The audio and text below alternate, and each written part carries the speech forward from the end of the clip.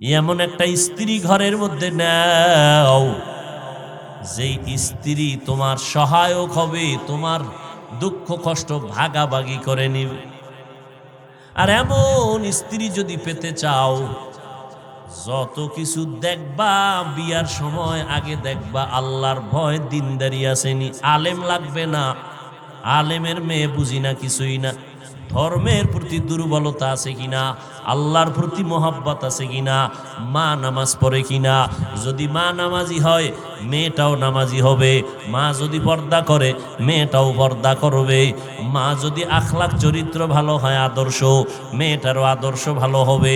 মা যদি কোরআন তেলাওয়াত করনেওয়ালা হয় সন্তানটাও কোরআন তেলাওয়াত করনেওয়ালা হবে। ও যুবকেরা, এখনো যারা বিয়া করতে পারো নাই, জানি না তোমার কপালে বিয়া আছে কি নাই। কারণ যেভাবে সারা রাত মোবাইলটা সামনে নিয়ে ঘুম নষ্ট করে কবিরা গুনার প্র্যাকটিস করো, না জানি আল্লাহ বেজার হয় তোমার কপালের উপরে কোনো অভিশাপ দিয়ে দেয়। ও যুবকেরা, এরপরও যদি কপালে বিয়েই থাকে, যদি তওবা করতে পারো আর আল্লাহকে বলতে পারো, ও আল্লাহ আমার ফুলের বাগান আমি দুনিয়াতে এমনভাবে সাজাবো, মরিয়া গেলেও যেন আমার এই বাগান থেকে আমি ফল কবরে পাইতে পারি। কিছু পাবো না, আমার এমন সন্তান আমি রেখে যাব, সন্তানটা কলিজা ভরে দোয়া করবে, রব্বির হামহুমা কামা রব্বায়ানি সগীরা। সন্তান দোয়া করবে, আমি কবরে গিয়ে তার ফলাফল ভোগ করব। ও আল্লাহ, তুমি এমন একটা স্ত্রী আমাকে দাও, অন্তত জানো তোমার কোরআন পড়নেওয়ালা দিলটা নরম হয়। ওই আল্লাহর বান্দি ঘরে আসবে, ওই সংসারে অভাব হবে না, মাথার কাপড় ফালাবে না, রিজিকের মধ্যে অভাব হবে না। যে সমস্ত আম্মা জান স্বামীকে আপন মনে করেন, যে সমস্ত আম্মা জানেরা স্বামীর মাল হেফাজত করেন, যে সমস্ত আম্মা জানেরা সন্তানকে দিনের পথে দাওয়াত দেন, মেহনত করেন, আল্লাহ এমন মা যারা আছেন তাদের হায়াত ও ইজ্জতে বরকত বাড়ায়া দেন। আল্লাহ এমন মা যারা আছেন, আয় আল্লাহ তাদের সব পেরেশানি দূর করে দেন। কিয়ামতের ময়দানে 4 জন মহিলার জন্য জান্নাতের 8টা দরজা খোলা হবে। দারোয়ানরা ডাকবে 8টা দরজা দিয়া, আসো। 4 জন মহিলাকে বারবার ডাকবে, কোনো হিসাব নাই। জান্নাতের 8টা দরজা খোলা, তাড়াতাড়ি আসো, তাড়াতাড়ি আসো। কোনো হিসাবের কোনো প্রয়োজন নাই। 4 জন নারীকে ডাকা হবে। কয়জন? 4 জন নারীকে ডাকবে। 1 নাম্বার হবেন মারিয়াম আলাইহিস সালাম, ফাতেমা রাদিয়াল্লাহু আনহা, খাদিজাতুল কুবরা রাদিয়াল্লাহু তাআলা আনহা, ফেরাউনের স্ত্রী। ডাকা হবে। এমন একজন স্ত্রী পেয়েছেন, যে স্ত্রীর মেহনতে আর আদর্শের সন্তানটা ডিসি হইলেও মানুষ দোয়া করবে, তার আদর্শের কারণে এসপির চেয়ারে বসলেও মানুষ দোয়া করবে, মানুষ তার খেদমত সেবা পাইয়া কলিজা ঠান্ডা হবে। এসপি হইয়াও যদি এমন একটা সান্ত্বনার আদর্শের সন্তান রেখে যান, এই সন্তানটাও নামাজ পড়বে, মা বাবার খেদমত করবে। এমন একটা আদর্শের সন্তান ডাক্তার বানাবেন, মানুষের সেবা করবে, মা বাবার খেদমত করবে, 5 বেলার নামাজ পড়বে। ডাক্তার বানাইলেও আপনার জীবনটা বড় সফল। আল্লাহ পাক রব্বুল আলামিন বলেন, যদি বান্দা পরীক্ষায় কামিয়াব হতে চাও, ওয়াবাশশিরিস সাবিরিন। আল্লাহ পাক রব্বুল আলামিন ধৈর্য ধারণকারীদের জন্য সুসংবাদ দিলেন। ধৈর্য থাকার কারণে চুরির নিচে ছোট্ট বাচ্চাটা কামিয়াব হয়ে গেল, সফলতা অর্জন করলো। ইব্রাহিম নবীর চুরির নিচে কে? ইসমাইল আলাইহিস সালাম চুরির নিচে পড়ে গেলেন। আল্লাহ তাআলা ধৈর্যের কারণে তাকে কামিয়াবি দান করলেন। কেমন কামিয়াবি দান করেছেন? ইসমাইলের ভাই হলো ইসহাক আলাইহিস সালাম। ইসহাক আলাইহিস সালামের বংশে অনেক নবী বনি ইসরাইল। ইসমাইল নবীর বংশে কোনো নবী নাই, কোনো রসুল নাই, কোনো নবী নাই, কোনো রসুল নাই। কিন্তু এমন একজন রসুল আমার আল্লাহ শেষ একজন রসুলকে দান করলেন। এক রসুলের জন্য গোটা আজও পর্যন্ত হিংসায় জৈলা ফিরা ছাই হয়ে যাইতেছে। দিশমিশ না পাইয়া মনের ঝাল মিটাইতে না পাইরা, মনের জ্বালা সইতে না পাইরা আদালতে গেছে মামলা করতে, গিয়া কয় ইব্রাহিম ইসমাইলের কোরবানি দেয় নাই, ইসহাকরে কোরবানি দিছেন। এই কথা বলতে পারলেই ঘটনা ভিন্ন দিকে প্রবাহিত হয়ে যাবে। আল্লাহর কুদরত, আল্লাহর নবীর মুহাম্মদের আশেক এই পরিমাণ জমিনে আছে। বাবার বেলায় ছাড় দিবে, মায়ের বেলায় প্রয়োজনে ছাড় দিবে, নবীর বেলায়, ইসলামের বেলায়, আল্লাহর বেলায়, কোরআনের বেলায় রক্ত দিয়া হলেও বিন্দু ছাড় দিবে না। এই আশেক এই জমিনে আছে না না? ও পর্দার আড়ালের আম্মা জানেরা, এজন্য আপনাদের মর্যাদা পুরুষের থেকেও বেশি, কারণ সব পুরুষের মা আপনারা। যত সন্তান দিছেন মায়ের থেকে, কিন্তু আমগো আসল আম্মা জানকে আল্লাহ বানাইছেন স্বামীর থেকে। এই আম্মা জানেরা, আপনাদের আম্মা জান, আমাদের আম্মা জান, আদি আম্মা জান হাওয়া আলাইহা সালাম, পৃথিবীর শ্রেষ্ঠ সুন্দরী। আল্লাহ তাআলা তাকে কোনো মায়ের গর্ভ থেকে পাঠান নাই, স্বামীর থেকে তারে বানাইছেন। অতএব স্বামীর প্রতি দয়া করতে হবে আম্মা জানেরা। স্বামীর থেকে আপনাকে বানানো হয়েছে স্বামীর প্রতি দয়ার জন্য। এরে আম্মা জান, আল্লাহ আপনাদের স্বামীর থেকে বানাইছেন।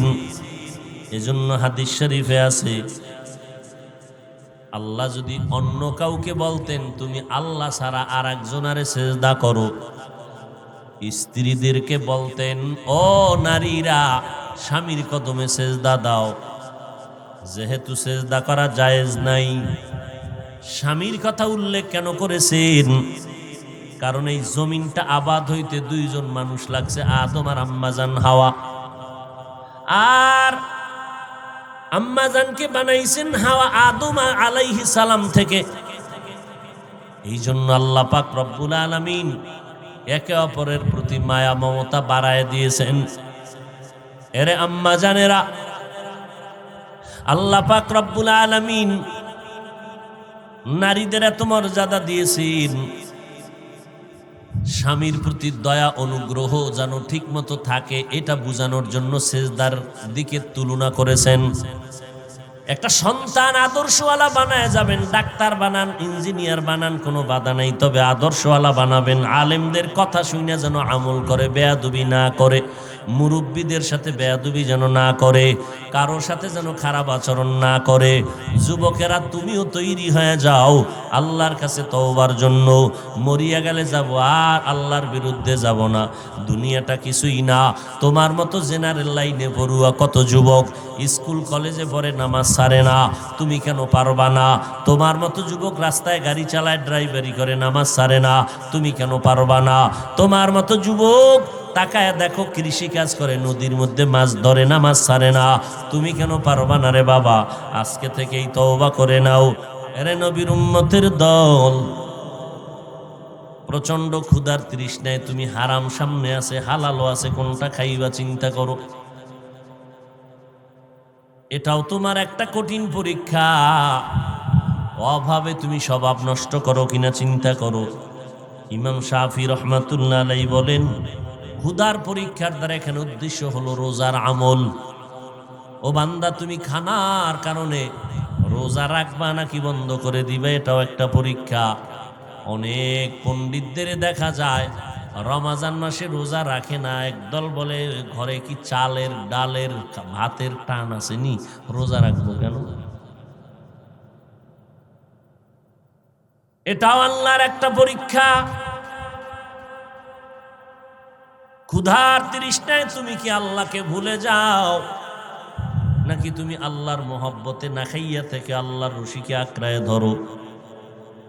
এরে নবীর উম্মতের দল, আল্লাহ পাক এইভাবে মরণ পর্যন্ত পরীক্ষা নিতেই থাকবেন। খন্দকের যুদ্ধ নবী নিজের হাতে পরীক্ষা খনন করেন, গর্ত খনন করতে কাজে লেগে গেলেন। হাজারো সাহাবায়ে কেরাম সেখানে হাজির। দুশ্মনের মোকাবেলায় খন্দকের যুদ্ধ হবে, নবী পরীক্ষা খনন করলেন। ক্ষুধা লাগছে, সবাই চেঁচামেচি শুরু করলেন। সাহাবায়ে কেরাম পেরেশান হয়ে গেলেন ক্ষুধা। এক একজন সাহাবী নবীর সামনে এসে দাঁড়াইয়া বলে, পয়গম্বর, জামাটা উঠাইয়া দেখে পেটের মধ্যে একটা একটা পাথর বাঁধা। নবীরে দেখায় আর কান্দেন। আমার নবী বলছেন, ও সাহাবায়ে কেরাম, আপনারা মনে করছেন আমি বুঝি আরামে আসি আর খাই না? নবীও জামাটা উঠাইলেন, উঠাইয়া বলে, তাকায় দেখেন, আপনারা ক্ষুধার কারণে পাথর পেটে বেঁধেছেন একটা, আমি মুহাম্মদ পেটে পাথর বেঁধেছি দুইটা। এই অবস্থা দেখা পাশে ঘর জাবের রাদিয়াল্লাহু তাআলা আনহুর ঘর, জাবের অগোচরে দৌড়াইয়া ঘরে গেলেন। ডাক দিয়া কয়, বিবি, ঘরের মধ্যে কোনো খানা আসেনি? বলে, 2-3 জন খেতে পারবে মতো আটা আছে, বকরির একটা ছোট বাচ্চা আছে, তাহলে নবীরে দাওয়াত দিই। নবী ক্ষুধায় কষ্ট পাইতেছেন।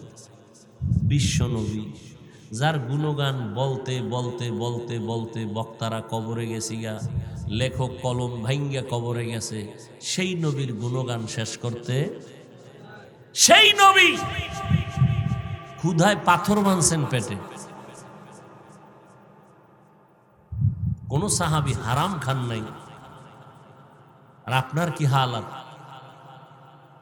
আল্লাহ যা দিতে দিছেন খুশি না, হারাম রাস্তায় দৌড়াচ্ছে। জাবের বলে, নবীর দাওয়াত দেই। স্ত্রীকে আলহামদুলিল্লাহ, নবী যদি কবুল করেন আমগো কপাল। জাবের আইসা নবীরে চুপে চুপে কয়, কেউ যেন টের না পায়, খানা কম, 2-3 জন আর বেশি খেতে পারবে না। ও পয়গম্বর, বেয়াদবি মাফ করবেন, যদি আমার ঘরে মেহমান হইতেন, মাত্র 2-3 জন আর খানা আছে। নবী বলেন, জাবের, আমি তোমার দাওয়াত কবুল করলাম। হাজারো সাহাবায়ে কেরামদের বললেন, শুনছনি তোমরা, জাবেরের ঘরে আমগো সবার দাওয়াত। জাবের মাথা গরম, কানে কানে কইলাম এই জন্য, নবী হে জোরে কইছে, তা আমি মাইক লাগাই কইলি তুই দৌড়। পেরেশান, বিবিরি গিয়া কয়, সর্বনাশ, কোনো কাম হয় না, নবী সবাইরে নিয়ে আইব। হাজার সাহাবী, আহা, বিবিও কেমন, মেহমান দেখলে কপাল ঘোষায়। চৌধুরী বংশের মাইয়া বিয়ে করছেন, মেহমান পছন্দ করেন, আর আব্বাও করে নাই। এরম আল্লাহর বান্দি ঘরে আছে না? হ্যাঁ, বংশীয় মাইয়া, মেহমান পছন্দ করে না।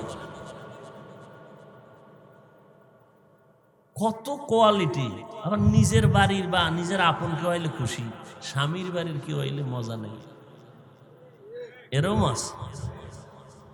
অথচ রসুল বলেন, মেহমান আসলে মেহমানকে মন ভরে আপ্যায়ন করো। মেহমান তোমার টাকারটা খায় না, মেহমান তার কপালের বরাদ্দ খানা খায়। মেহমান ঘরে আসা বরকত, মেহমান ঘরে আসা কত বরকত। মেহমান আসলে আপনার ঘরটা বরকত হবে, রিজিকে বরকত বেড়ে যাবে। মেহমানের সাথে খারাপ আচরণ যেন না হয়। ইসলাম বলে, একটা বিধর্মীও যদি আসে, মেহমানদারি করায় দেও, তোমার ব্যবহারেই তার জন্য হেদায়েতের রাস্তা খুলে যাবে।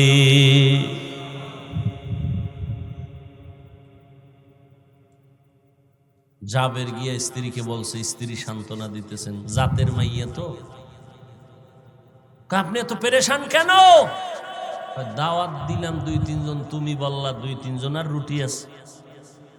নবীজি সবাইরে নিয়ে আসবে, নবী সবাইরে দাওয়াত দিছে।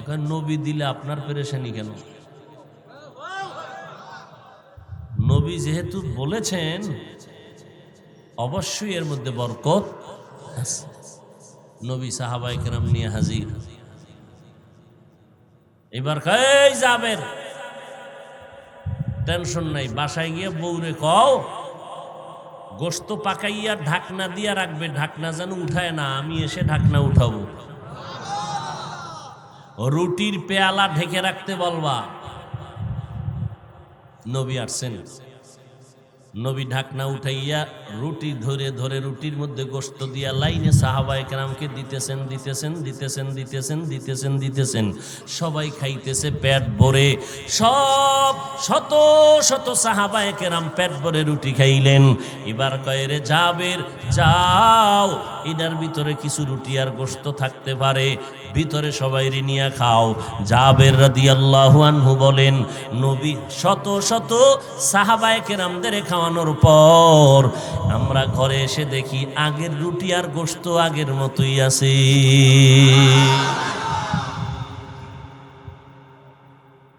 কেমন বরকতের জিন্দেগি! এরে আল্লাহর বান্দা, 10 প্লেট খাইতে পারার নাম বরকত না। ওই 10 প্লেট খাইয়া যদি পেট ব্যথা শুরু হয়, কি লাভ হবে ওই খাওয়া খাইলে? অল্প খাইয়া যদি তোমার পেটটা শান্ত থাকে, এটাই বরকতের খানা, ওটায় শক্তি হবে, এর দ্বারা ইবাদত করতে শক্তি পাওয়া যাবে। আল্লাহ বলেন, আমি 5টা জিনিসের মাধ্যমে পরীক্ষা করব, পাস করতে হলে লাগবে কি? ধৈর্য। ক্ষুধার তৃষ্ণায় দৌড় দেওয়া যাবে না, মাওলার দরবারে কান্না করো, রাস্তা খুলে যাবে। আল্লাহর বান্দা যুবক মানুষ হজে রওনা হয়ে গেছে, হঠাৎ করে হাঁটতে হাঁটতে পথ হারায় গেছে, কাফেলার লোক কই গেছে পায় না, কোথায় যাবে? আল্লাহর এক ওলি তাকায় দেখে যুবক রাস্তায় শুয়া শুয়া জঙ্গলের কিনারায় কান্না করে। আল্লাহর ওলি বলে, আমি দেখলাম একটা কাক মুখের মধ্যে একটু রুটি আইনা ওই যুবকের মুখে দিয়ে চলে গেল। কিছুক্ষণ পরে আইসা আবার একটু পানি দিল। এইবার আমি কাছে গেলাম, গিয়া বললাম, এরে যুবক, তুমি কোথার থেকে আসছো, এখানে কি অবস্থায় আছো? বলে, আজকে প্রায় 1 সপ্তাহ হয়ে গেল, কাফেলার লোক হারায় ফেললাম, খানা নাই, ক্ষুধার তৃষ্ণায় পাগল হয়ে গেলাম। আল্লাহর কাছে এতদিন পর্যন্ত কান্না করে করে বলছি, আল্লাহ হালাল খানা দাও। আমার আল্লাহ একটু দেরি হলেও পাখির মাধ্যমে আমার হালাল খানার আয়োজন করেছে। ওই আল্লাহ আসেনি? ওয়ালানাবলুওয়ান্নাকুম বিশাইইম মিনাল খাউফি ওয়াল জু' ওয়া নাকসিম মিনাল আমওয়াল। সম্পদের ঘাটতির মাধ্যমে আল্লাহ পরীক্ষা নিবেন। ইমাম শাফিঈ রাহমাতুল্লাহ আলাইহি বলেন, এখানে মালের ঘাটতির দ্বারা উদ্দেশ্য হলো যাকাত আদায় করো, যাকাত আদায় করে দাও। ধনীদের, প্রত্যেক ধনীদের 100 টাকার মধ্যে 2.5 টাকার মালিক হলো গরিবেরা, বাকি টাকার মালিক ধনী। ও আল্লাহর বান্দা, 2.5 টাকা তুমি দাও, তাড়াতাড়ি গরিবের হাতে পৌঁছাইয়া দাও। লাইনে দাঁড়াইয়া গরিব নিবে, এটা হবে না, তার হাতে পৌঁছাইয়া দাও, এটা তার পাও না। তুমি যদি খাও, তোমার পুরা ওই 2.5 টাকা বাদ দিয়া যে টাকা হালাল ছিল তাও হারাম হয়ে যাবে। গরিবের হক গরিবের আদায় করে দাও। এই জন্য আমরা ভিক্ষুক আইলে দিতে না পারলে কই, ভাই মাফ করে দেন। ভিক্ষু করে কই না, মাফ করে দাও। কেন? আল্লাহকে আমি অন্যায় করছি, মাফ করে দাও কইলাম কেন? ও আমার কাছে পাবে, এটা হক, আমি আদায় করতে পারি না, আমি দুর্বল, এই জন্য মাপ চাইতেছি। ভিক্ষুকের ধমক দিতে নিষেধ করছেন আমার আল্লাহ। ওয়া আম্মাস সাইলা ফালা, ভিক্ষুকের ধমক দিও না রে নবী, কারণ ভিক্ষুকের কয় সুয়াল করবা না, সুয়াল করা ভালো না। আবার যার কাছে সুয়াল করে আল্লাহ কয়, খবরদার সুয়ালকারীকে খালি ফেরত দিও না। সম্পদের ঘাটতি, এটার দ্বারা দুনিয়ার সম্পদ হতে পারে। আল্লাহ টাকা পয়সা দিয়েছে, দিয়া আল্লাহ মাঝে মাঝে আবার শর্ট করে দিবে, আবার আল্লাহ অভাব দিয়ে দিবে। এই যে করোনায় ভইরা কত মানুষ ব্যবসা ছাড়ছে, চাকরি নাই, বড় বড় কোটি কোটি টাকার মালিকেরা বিপাকে পড়ে গেছে। এর মধ্যেও আল্লাহর পরীক্ষা, তুমি আল্লাহকে ভুলে যাও নাকি আল্লাহর রশিটারে মজবুত করে ধরো। দেখছি দুনিয়ার মধ্যে আমরা চোখে দেখছি যারা কষ্টে জীবন কাটায় ধৈর্য ধারণ করে আল্লাহর কাছে চায়, একটু দেরি হলেও আল্লাহ তাদের হালাল ভাবেই বাঁচায় দেন। হারাম জীবনও খায় না, মরে যাব হারাম খাবো না, আল্লাহ হারাম না খাওয়া হালালের ব্যবস্থাই করে দেয়।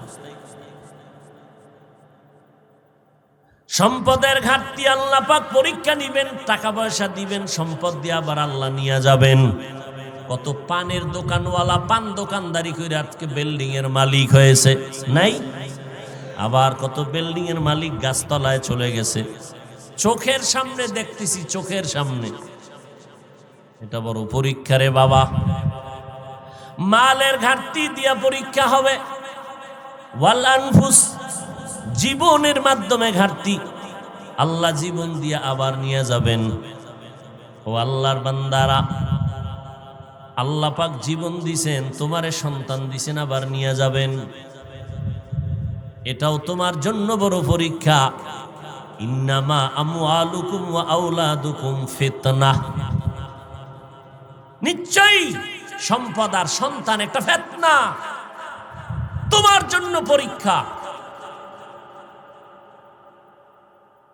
ভাইরা আমার, পয়গম্বরের কলিজার টুকরা সাহাবী যুদ্ধের ময়দানে চলে গেছেন, ঘরের মধ্যে স্ত্রী, একটা বাচ্চা, আর কেউ নেই।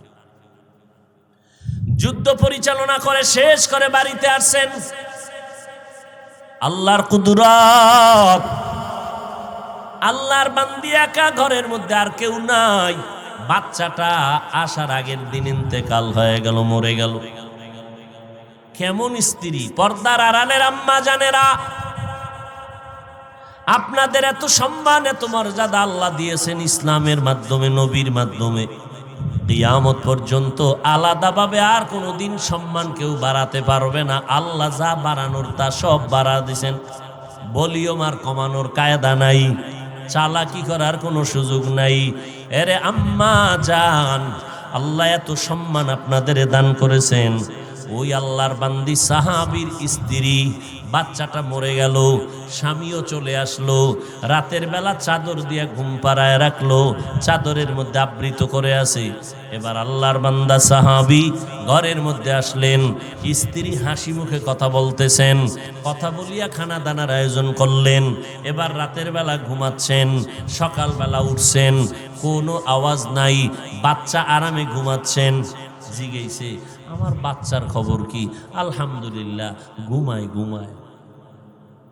মরে গেছে এটা বলে না, যুদ্ধ থেকে আসছে, স্বামী পেরেশান হবে না, একটু সবর সবর।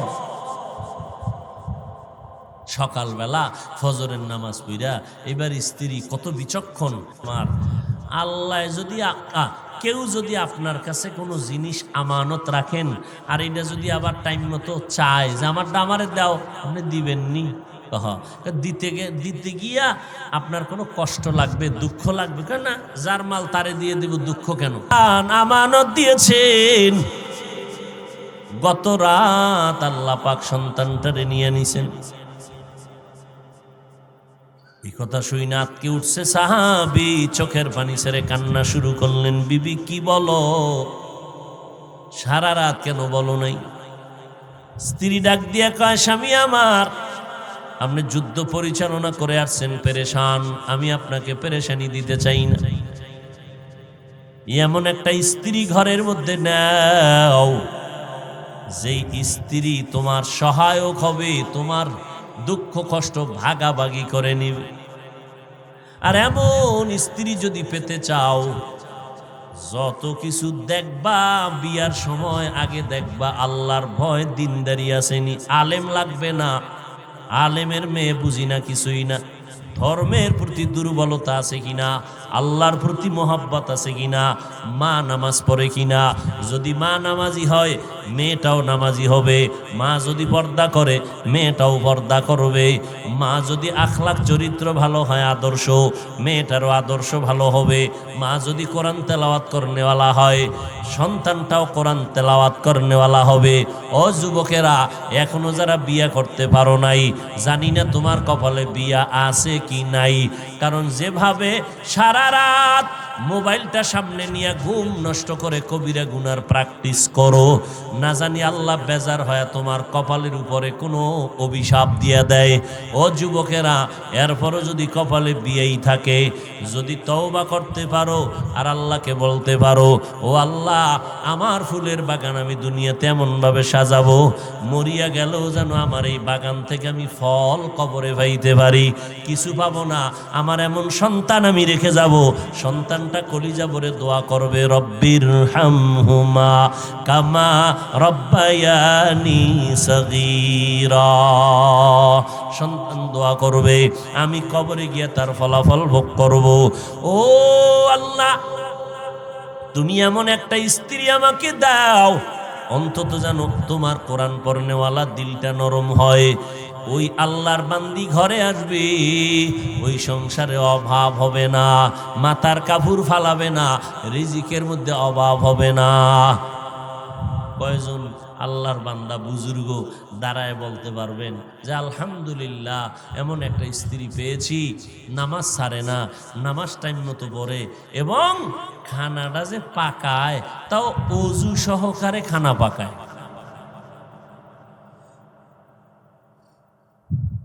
হাজার না, 1 কোটিতে একজন আছে কিনা সন্দেহ।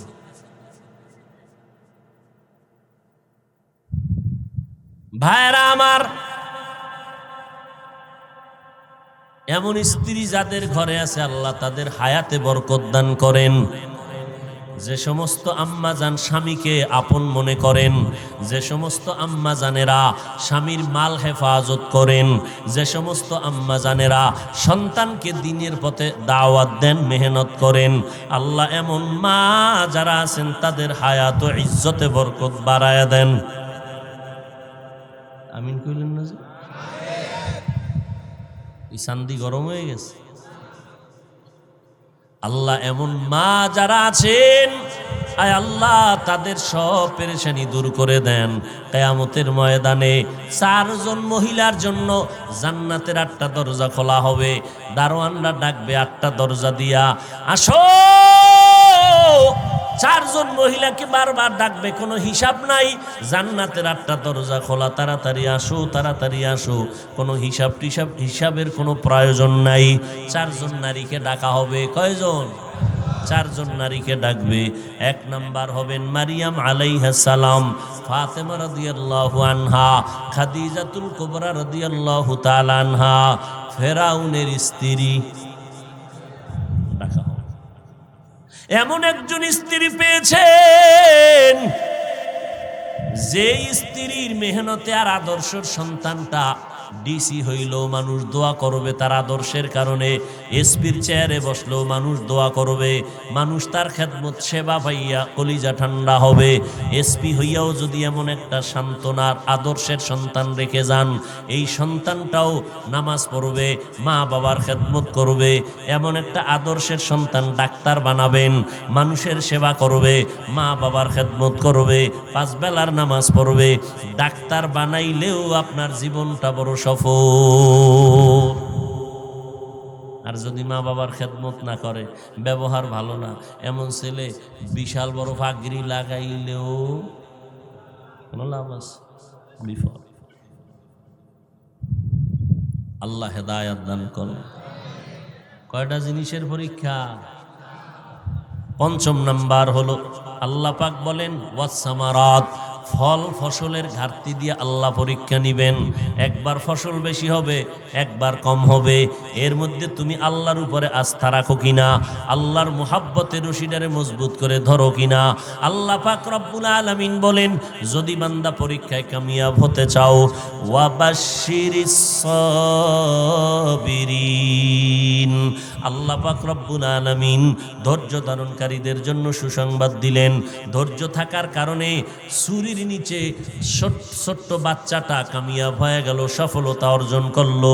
ইব্রাহিম নবীর সুরির নিচে কে? ইসমাইল আলাইহিস সালাম ছুরির নিচে পড়ে গেলেন। আল্লাহ তাআলা ধৈর্যের কারণে তাকে কামিয়াবি দান করলেন। কেমন কামিয়াবি দান করেছেন? ইসমাইলের ভাই হলো ইসহাক আলাইহিস সালাম। ইসহাক আলাইহিস সালামের বংশে অনেক নবী, অনেক নবী, অনেক নবী বনি ইসরাইল। ইসমাইল নবীর বংশে কোনো নবী নাই, কোনো রসুল নাই, কোনো নবী নাই, কোনো রসুল নাই। কিন্তু এমন একজন রসুল আমার আল্লাহ শেষ একজন রসুলকে দান করলেন। এক রসুলের জন্য গোটা আজও পর্যন্ত হিংসায় জৈলা ফিরা ছাই হয়ে যাইতেছে। দিশমিশ না পাইয়া, মনের ঝাল মিটাইতে না পাইরা, মনের জ্বালা সইতে না পাইরা আদালতে গেছে মামলা করতে গিয়া কয় ইব্রাহিম ইসমাইলের কোরবানি দেয় নাই, ইসহাকরে কোরবানি দিছেন। এই কথা বলতে পারলেই ঘটনা ভিন্ন দিকে প্রবাহিত হয়ে যাবে। আল্লাহর কুদরত, আল্লাহর নবীর মুহাম্মদের আশেক এই পরিমাণ জমিনে আছে। বাবার বেলায় ছাড় দিবে, মায়ের বেলায় প্রয়োজনে ছাড় দিবে, নবীর বেলায়, ইসলামের বেলায়, আল্লাহর বেলায়, কোরআনের বেলায় রক্ত দিয়া হলেও বিন্দু ছাড় দিবে না। এই আশেক এই জমিনে আছে না না? ও পর্দার আড়ালের আম্মা জানেরা, এজন্য আপনাদের মর্যাদা পুরুষের থেকেও বেশি, কারণ সব পুরুষের মা আপনারা, সব পুরুষের মা আপনারা। কিন্তু আসল যেই মা আল্লাহ তাআলা যত সন্তান দিছেন মায়ের থেকে, কিন্তু আমগো আসল আম্মা জানকে আল্লাহ বানাইছেন স্বামীর থেকে। কার থেকে? কথা বল না। আমগো আসল আম্মাকে হাওয়া আলাইহিস সালাম কার থেকে আসছে আপনাদের জানা আছেনি? আল্লাহ বানাইছেন কার থেকে বলেন না কেন? আদম নবী কি হয়, কি হয়? বাবা দেখছেন নি কার বাপ? আম্মাজান হাওয়ার স্বামী আদম আলাইহিস সালাম। এখান থেকে আমাদের অনেক কিছু শিক্ষণীয় আছে। এই আম্মা জানেরা, আপনাদের আম্মা জান, আমাদের আম্মা জান, আদি আম্মা জান হাওয়া আলাইহিস সালাম পৃথিবীর শ্রেষ্ঠ সুন্দরী। আল্লাহ তাআলা তাকে কোনো মায়ের গর্ভ থেকে পাঠান নাই, স্বামীর থেকে তারে বানাইছেন। অতএব স্বামীর প্রতি দয়া করতে হবে আম্মা জানেরা।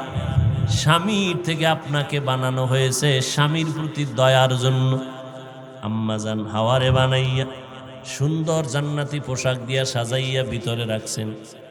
আদম নবী জনমের মতো ঘুমাইতেছেন, মোহব্বতের ঘুম। হঠাৎ ঘুম থেকে উঠা জান্নাতের মধ্যে নজর করে দেখে সুন্দরী রূপসী বসে আছে। এক ধ্যানে তাকায় রইলেন। ফেরেশতারা কয় নবী কেন তাকাইছেন? এমন করে তাকাবেন না। আকৃষ্ট যদি হতেই চান তো নিয়ম অনুযায়ী হতে হবে। আদম নবী জিজ্ঞাসা, এই তুমি কে? কয় আমি তো এক নারী। তুমি কইতো না? নাই, আল্লাহ আমারে বানাইছে। কেন? আপনার আরামের জন্য, শান্তির জন্য। তাই ফেরেশতারা কয় তো লাইনটা ঘুরাইয়া একটু লাইনে আসেন। একটু ঘুরাইয়া আসতে হবে, ডাইরেক্ট আসা কথা বলেন না কেন? এই জন্য আমাকে অনেকে বলে না হুজুরেরা ঘুরাইয়া খায়। ঘুরাই না খেলে তো হারাম হয়ে যাবে। আর যারা ডাইরেক্ট খায়, ডাইরেক্ট জাহান্নামে যায় আর হারাম খায়। এইবার কয় ফেরেশতারা ঠিক আছে, এর সাথে আপনার বিয়ে হবে। কয় কেমনে? আল্লাহ পাক রব্বুল আলামিন বিবাহের ব্যবস্থা করবেন, আমরা হব সাক্ষী। আল্লাহ বিয়ার প্রস্তাব দিয়ে বিয়ে পড়াবেন, সাক্ষী হবে ফেরেশতারা। মোহর দেওয়া লাগবে। মোহর দিতে হলে রসুলের উপরে দরুদ পড়লেই মোহর আদায় হয়ে যাবে। কোন রসুল? বহু পরে এক রসুল আসবেন, তিনিই হবেন শেষ নবী। তার নামে 21 বার দরুদ শরীফ পড়বেন, আল্লাহ এটাকেই মহর হিসাবে ধরে নিবেন। এরে আম্মা জান, আল্লাহ আপনাদের স্বামীর থেকে বানাইছেন। এজন্য হাদিস শরীফে আছে, আল্লাহ যদি অন্য কাউকে বলতেন তুমি আল্লাহ ছাড়া আর একজনারে সেজদা করো, স্ত্রীদেরকে বলতেন ও নারীরা স্বামীর কদমে সেজদা দাও। যেহেতু সেজদা করা জায়েজ নাই, স্বামীর কথা উল্লেখ কেন করেছেন? কারণ এই জমিনটা আবাদ হইতে দুইজন মানুষ লাগছে, আদম আর আম্মাজান হাওয়া। আর আম্মাজানকে বানাইছেন হাওয়া আদম আলাইহিস সালাম থেকে। এই জন্য আল্লাহ পাক রব্বুল আলামিন একে অপরের প্রতি মায়া মমতা বাড়ায় দিয়েছেন। এরে আম্মাজানেরা, আল্লাহ পাক রব্বুল আলামিন নারীদের এত মর্যাদা দিয়েছেন, স্বামীর প্রতি দয়া অনুগ্রহ যেন ঠিক মতো থাকে এটা বোঝানোর জন্য সেজদার দিকে তুলনা করেছেন। আবার এদিকে স্বামীরে কইছে সাবধান, স্ত্রীর হক যথাযথভাবে আদায় করবা। মর্যাদা বেশি দিয়ে দিছেন। কেমন মর্যাদা? নবীর স্ত্রী হাফসা রাদিয়াল্লাহু তাআলা আনহা, তার কাছে অনেক মহিলারা গিয়ে প্রশ্ন করলেন, নবীরে জিজ্ঞাসা করেন আমগো কপাল কেন এত ছোট? কেন? পুরুষেরা ঈদের নামাজে যায় অনেক সওয়াব, জানাজায় যায় অনেক সওয়াব, জিহাদে যায় অনেক সওয়াব, জুমার নামাজ পড়তে যায় মসজিদে কত সওয়াব, আমরা নারীরা যাইতে পারি না। আম্মা জান নবীর কাছে বললেন, নবী জানায় দিলেন সব নারীদের জানায় দাও, নারীর মর্যাদা আল্লাহ পুরুষের তুলনায় বাড়ায় দিছে। পুরুষেরা হাড় ভাঙ্গা পরিশ্রম কইরা যা পাবে, আম্মা জানেরা ঘরের মধ্যে থাইকা নামাজ পড়বে, পুরুষেরা জুমায় ঈদগায় জানাজায় গিয়া যা পাবে, আল্লাহ তাআলা নারীদেরকে ঘরের মধ্যে তাই সমপরিমাণ সওয়াব দিয়া দিবে। নারীর মর্যাদা কম না বেশি? এই জন্য আম্মা জানেরা একটা সন্তান আদর্শওয়ালা বানায় যাবেন, ডাক্তার বানান, ইঞ্জিনিয়ার বানান, কোনো বাধা নাই, তবে আদর্শওয়ালা বানাবেন। আলেমদের কথা শুনে যেন আমল করে, বেয়াদবি না করে, মুরব্বীদের সাথে বেয়াদবি যেন না করে, কারোর সাথে যেন খারাপ আচরণ না করে। যুবকেরা তুমিও তৈরি হয়ে যাও আল্লাহর কাছে তওবার জন্য। মরিয়া গেলে যাব, আর আল্লাহর বিরুদ্ধে যাব না। দুনিয়াটা কিছুই না। তোমার মতো জেনারেল লাইনে পড়ুয়া কত যুবক স্কুল কলেজে পড়ে নামাজ ছাড়ে না, তুমি কেন পারবা না? তোমার মতো যুবক রাস্তায় গাড়ি চালায়, ড্রাইভারি করে, নামাজ ছাড়ে না, তুমি কেন পারবা না? তোমার মতো যুবক তাকায় দেখো কৃষি কাজ করে, নদীর মধ্যে মাছ ধরে, নামাজ ছাড়ে না, তুমি কেন পারবা না রে বাবা? আজকে থেকেই তওবা করে নাও। আল্লাহর কোরআনটা মিথ্যা মনে করবা না। জাহান্নামের আযাব গুনাহগারের জন্য ভোগ করা লাগবে, তাও মিথ্যা মনে করবা না। আল্লাহর কাছে তওবা করো, জীবনে আর গুনাহ করবা না, নামাজ ছাড়বা না, বেপরদায় চলবা না, দাড়ি কাটবা না, মা বাবাকে কষ্ট দিবা না, ওলামায়ে কেরামের বিরোধিতা করবা না, দেশের বিরুদ্ধে জাতির বিরুদ্ধে ষড়যন্ত্রে লিপ্ত হবা না। সবার কপালে তওবা নসিব হবে না। আমার নবীর মতো ব্যক্তি, শ্রেষ্ঠীর শ্রেষ্ঠ নবী আবু জাহালকে 13 বছর বুঝাইয়াও কালেমা পড়াতে পারে নাই। এই জমিনে আবু জাহালের মতো শক্ত পাথরওয়ালা অন্তরের কিছু মানুষ থাকবে, হাজারো বয়ানে তাদের দিলটা নরম হবে না, চোখের মধ্যে পানি আসবে না। বয়ানের বাইরে গিয়া সমালোচনা করে করে নিজের আমল নামা গুনার পাল্লা ভারী করবে। আর একদল উম্মত ওমরের মেজাজ নিয়ে ময়দানে ঢুকবে গুনাহগার হইয়া। হঠাৎ করে যখন মরণের কথা, কবরের আযাবের কথা স্মরণ হবে, তখনই চোখের পানি ছেড়ে কাঁদবেন আর বলবেন, আল্লাহ আর জীবনে গুনাহ করব না, কম গুনাহ তো করি নাই, শয়তানের ধোকায় পড়ে নামাজ ছাড়লাম, বেপরদায় চলছি, আজকে থেকে তওবা করে নিলাম। মা বাবার সাথে বেয়াদবি করব না, ওলামায়ে কেরামের সাথে বেয়াদবি করব না, নবীর তরিকা মেনে চলবো, সাহাবায়ে কেরামের আদর্শ মতে চলবো। এই পাক্কা নিয়ত যাদের অন্তরে আসবে, আল্লাহ তাদের তওবা সেকেন্ডের মধ্যে কবুল করে নিবেন। ও আল্লাহর বান্দারা, ও যুবকেরা, ও ছাত্র ভাই, পর্দার আড়ালের মা বোনেরা, তওবা করার যদি নিয়ত হয় আল্লাহর মোহাব্বতের সাথে অন্তরকে প্রশ্ন করেন। মরিয়া গেলে যাব, হায়াতের মালিক আল্লাহ, রিজিকের মালিক আল্লাহ। আর কখনো হারাম খাবেন না, দাড়ি কাটবেন না, বেপরদায় চলবেন না, মা বাবাকে কষ্ট দিবেন না, নবীর সুন্নাত অনুযায়ী চলবেন।